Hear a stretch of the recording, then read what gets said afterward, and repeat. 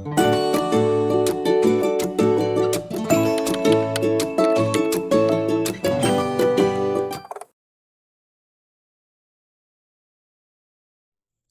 adlaw sa tanan karon atong hisgutan ang kasaysayan sa usa sa labing importante nga barangay sa lungsod sa San Francisco, Agusan del Sur, ang Barangay 4.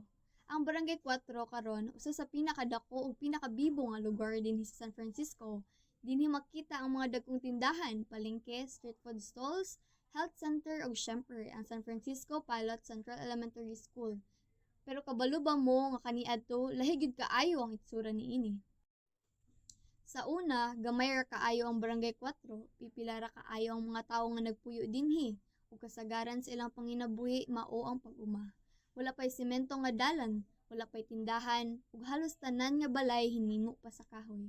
Ang kinabuhi simpleng-simple lang, mubo nga tanom, hayop sa uma, ug ang adlaw musugod ug human nga ang tanom atiman.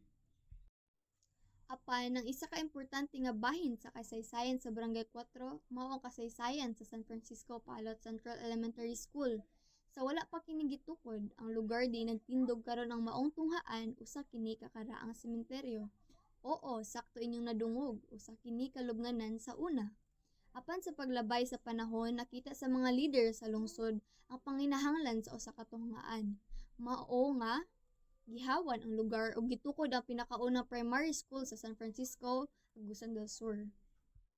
Kini nagrepresentar sa kabag-uhan sa kahimtang sa edukasyon ug sa mga damgo sa kabatan-unan nga gusto makab-ot ang ilang kaugmaong malampuson. Ang Barangay 4 usa ka buhing pananglitan sa kausaban, gikan sa yano nga sinugdanan hangtod sa modernong kahimtang karon.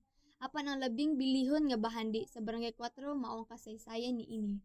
Ug kini nga kasaysayan atong ipadayon, atong ampingan ug atong ipasigarbo.